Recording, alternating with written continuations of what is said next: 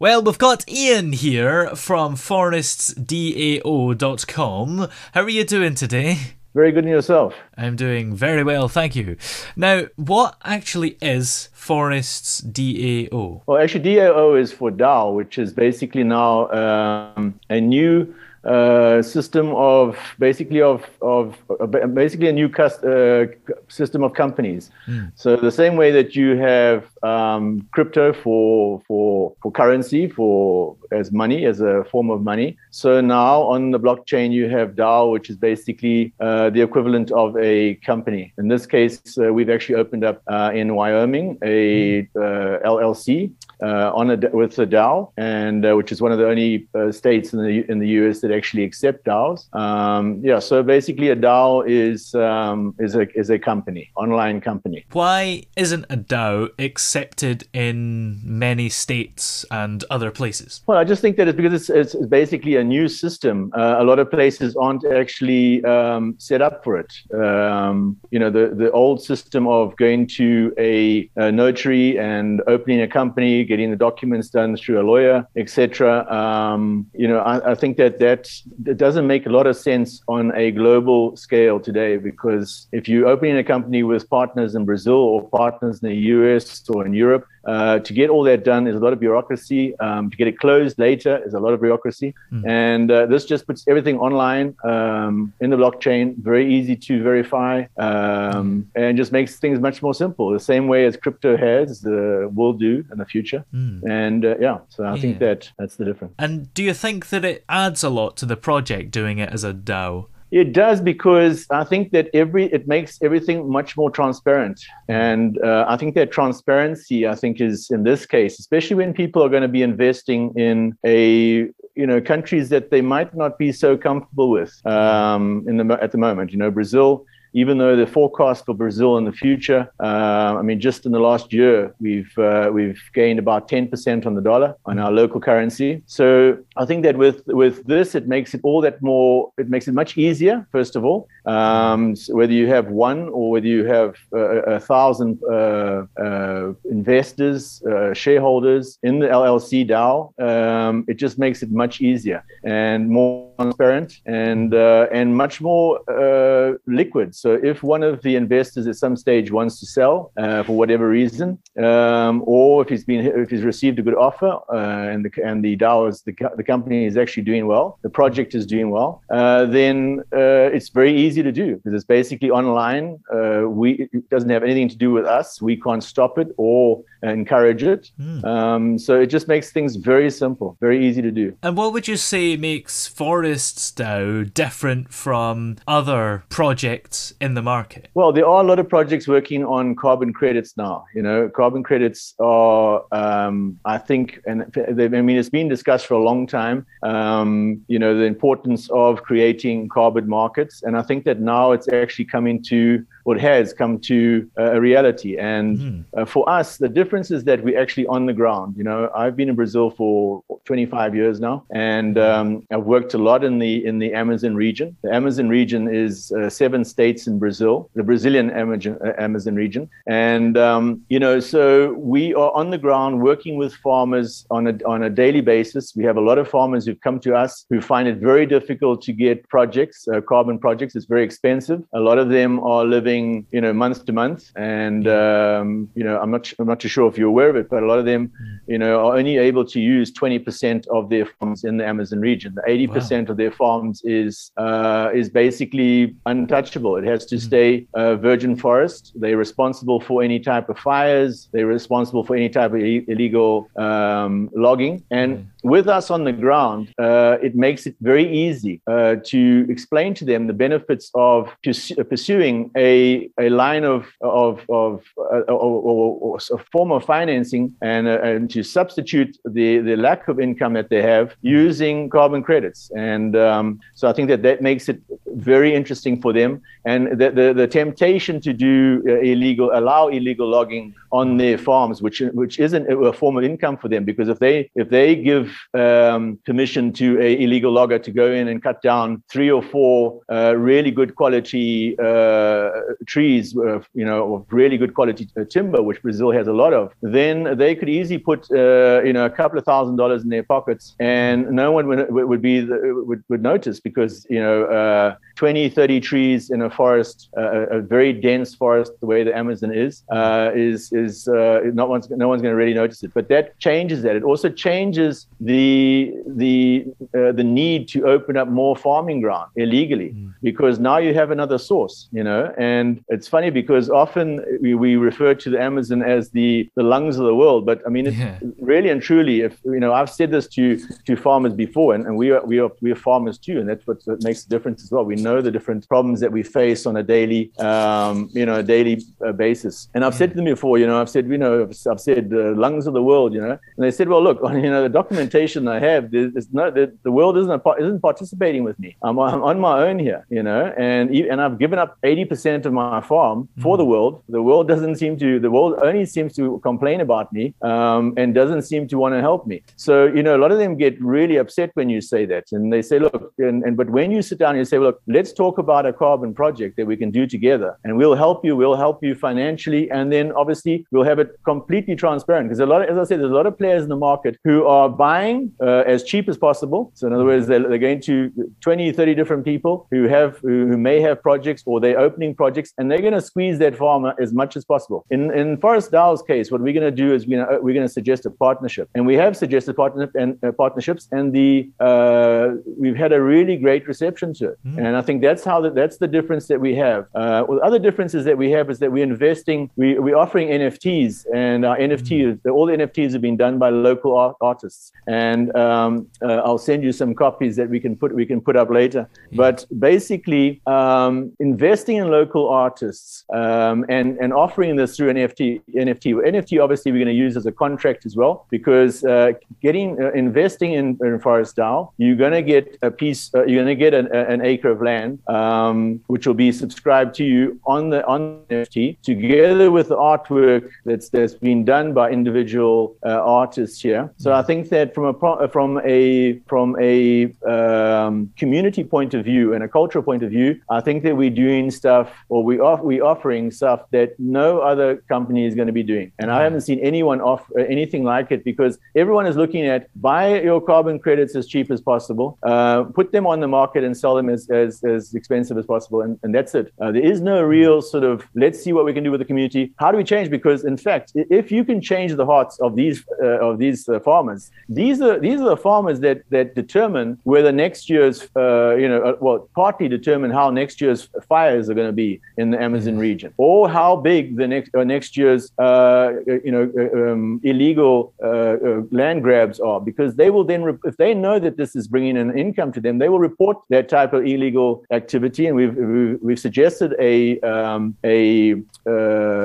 hotline that they'll be able to contact, and without any type of ID or any form of identification, which will make it easy for us to really control things on the ground. Yeah. How did you yourself actually end up working in Brazil? Well, I was in Hong Kong up until about 93, and I'd been doing a lot of work also in forests in Asia. There was a big problem in Indonesia with teak, and we worked on that a lot. That doesn't help you to work with farmers and people in those regions if you're not prepared to allow them to actually use the resources that they have. So basically, I was in Indonesia, in Hong Kong, working in the region, and obviously basically around the world. And I basically I'd had been there for 7 years, and it was was really hard going. It's a tough working life there. And I was ready to make a move, and I met my wife in Brazil and ended up here. Yeah, so it's a short story, but basically, getting back to what I was saying is that the other thing is that you have to allow, right now the government has a bill in Congress to try and increase from 80% or to reduce from 80% to 50% the area of land that farmers have to maintain. Now that would mean that literally farmers would be able to take out millions of hectares of forest. So obviously we don't want that to happen. But you have to allow, there is a thing called it's manejo forestal, which means basically forest management, but it's something that allows farmers to go in and take out. It's a very complex situation, but you have to a complex project. You have to go in, take out. You have to identify specific trees that have got to a certain age, that there's more than enough in that area to reseed, and allow them to then cut those trees down and obviously bring in new income from that. So that's another thing that we are also focused on, because those projects are also very expensive. So going back to it, you have the Amazon, which everyone looks at and says, well, it's all bad. Everything that's been done there is bad. But I mean, if you think about it, you have a farmer who's given up 80%. I mean, if we went to a farmer in the UK or in the US and we said, listen, we have a great idea, we're going to save the world, and all you got to do is give me 80% of your farm, and you have to then reforest it, and then you have to look after that forest, and you get nothing for it. What do you think? I mean, you'd have tractors in the middle of London, you'd have tractors in the middle of Texas or in Washington. Obviously no one's going to go for that, but that is the reality in the Amazon region. And a lot of people, I don't think they're aware of that. I don't think they're aware of the fact that the farmers there are giving up 80% of their land and getting absolutely nothing but a hard time for it. So that's really where we want to focus. Yeah. So why do you think we should invest in forests now? I think that the difference between us and others is we're not going to be buying carbon credits. We're actually going to be producing carbon credits. So we'll be at the source. And I don't see anyone else who's really at the source on a large scale. And we can do our own farming. So if you have farmers who are not really interested in continuing, they can't afford to continue, we can then take over. We can offer to purchase that property. Those that are willing to continue and want to enter into a partnership, it'll be a very transparent. Those partnerships will also be on the blockchain, so it'll be transparent and it'll be much more beneficial for them, and then it'll be more beneficial for us because we're going from source to end user. And the fact, for example, I mean, if you purchase a ticket now on Google, Google Flights and stuff like that, it actually shows you what your carbon footprint is going to be on that flight. And so in the very near future, you're going to be able to click on that and say, okay, let me purchase carbon credits to compensate for the flight that I'm taking. You might even be forced to do it, which wouldn't be a bad thing, because one way of compensating for flights and everything else. So in that case, as I said, we will then be offering those type of services. You'll be able to use those credits in flights. You'll be able to you'll be getting a better return on your actual carbon credits, because as I said, instead of purchasing them and then selling them on, in this case, we'll be actually producing them ourselves, and also mainly with a lot of local farmers. So we're basically cutting out the middleman. Yeah. And why is it that farmers in the Amazon are only allowed to use that small percentage of their land? Is it just because it's a protected area? Exactly, it's a protected area, and I mean, that's the law of the land. So as I said, there's seven states that make up the Brazilian Amazon region, and in those 7, you can only use 20% of your land. However, in the rest of Brazil, you also have to have a certain amount of forest next to any type of water source or any streams, rivers, and it's for example, if you have a stream or any form of water, it could be a meter wide, it could be a foot, whatever. You're going to have next to that. You're going to have in some parts of São Paulo, for example, where we are now. You'd have to have 30 meters on each side, up to 30 meters on each side of forest. And that you have to plant yourself. The government's not coming in to do it for you. So to get back to the Brazilian region there, that's been the law of the land for decades. And the reason is obviously to maintain the Amazon as much as possible. And that's happening. You know, I know that we hear a lot about the deforestation that's going on and fires. A lot of these fires it gets very dry. There's a 6-month period where you have basically absolutely no rain. So if you have a flash of lightning, you can imagine you have over a 6-7 month period, you're going to have a lot of storms there. Yeah. It's very easy for fires to start. But once we start to educate the people and invest in educating them on how we can improve, reduce fires, and how we can stop and reasons financially for stopping deforestation, then that I believe will actually resolve the problem completely. So, it's the law of the land. As I said, at the moment, in Congress at the moment, there's a law that they're trying to pass that would reduce that from 80 to 50. But I mean, that would be a disaster because you'd lose basically 30% on the Amazon, which would be, just can't even think about it. Now, of course, you mentioned earlier as well about the NFTs that you're creating, and you're including some local artists in the creation of them. Are you able to tell us more about that?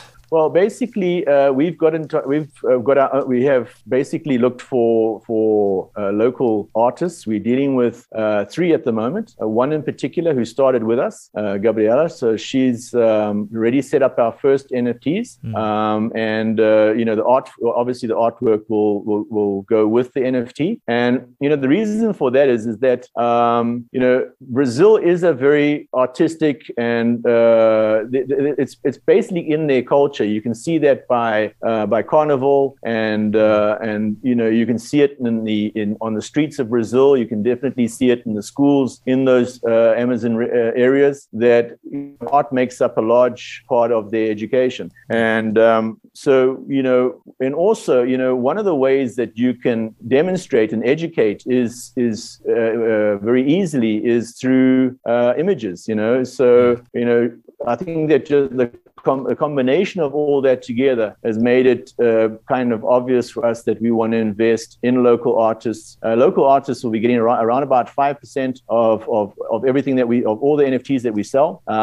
So I think that'll be very interesting for them. For you to have an idea, the quotes that we got for doing this artwork, if it was just, for example, if we were just contracting an artist and obviously buying that art, it basically worked out to about a tenth of the value that we were quoted is about a tenth of what we're actually going to be paying based on the sale of each NFT. So I think it's beneficial for everyone. And there is some doubt out there, isn't there, about the importance of NFTs. What do you make of all that? Well, I still think, NFT, like I explained, so we have crypto, which is basically replacing currency. Then we have DAOs, which are going to replace companies. And NFTs, as far as I'm concerned, is just going to replace contracts. So you have everything on an NFT. It doesn't just have to be, Monkey Punk or whatever, I don't know, whatever those, the famous ones are, but so it can be, in this case, it's going to represent some art, and obviously embedded in that NFT is going to be, or within the NFT is obviously going to be the contract, which actually links the person or the shareholder investor to the DAO. So you're basically going to have all your contract, your investment to the DAO through the NFT. It's going to be all set up there together with the artwork. So it just makes it, once again, that's your contract. It makes it very simple. It's very transparent, very easy to, if there's a problem, very easy to correct because everything is online. Anyone can see it. And if there is any type of discrepancy, it's very easy to see it and to correct it. So NFTs, as I said, for us, we don't really see it as, at this stage, we don't really see it as, selling an art or something like that. It's basically for us, it's a contract. It's a very easy form of doing a contract. It's a very strong and reliable form of doing a contract as well. And most importantly, it's the most transparent way of doing a contract. Yeah. Well, where are we able to keep up to date with Forest's DAO and find it everywhere? Okay, so we're on forestdao.com. So that's forestdao with an S, dao.com. We basically got our landing page there. You can have a look at it. It goes through the values. It looks at what our forecasts are. We expect to be launching probably in the next month to 45 days. We still have a bit of sort of community work to do and social media. So we're working hard on that. We're a small group. One of the things that we want to keep is to keep it small, keep it low cost, and focus mainly on farmers and trying to resolve the problems that we've identified and try and make it as profitable for our investors and also for the farmers. So yeah, it's forestdao.com. We're on Twitter, LinkedIn, and also on TikTok and Instagram. Excellent. Well, many thanks for coming on today. It's been great to talk to you. Thanks very much. I really appreciate it. Good talking to you too.